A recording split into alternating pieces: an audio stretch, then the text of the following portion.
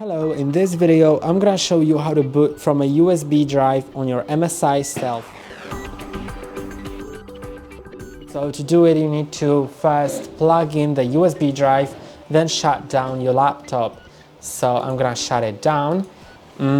Make sure that the drive is bootable and is inserted into the USB port. Now you need to press on the power key, and after that immediately start pressing repeatedly on F11 key. Sometimes it'll work by pressing on the F11 key itself, and if it doesn't, then try pressing on the FN key and holding while repeatedly pressing on the F11. So that's what I'm gonna do because that's what works in my case.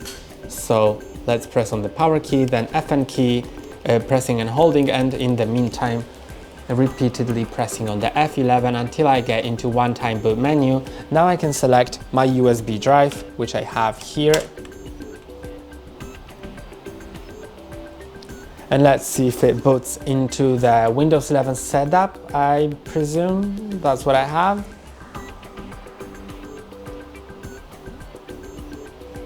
And yes, it's what I have. And that's all for today. Don't forget to like and subscribe. See you next time.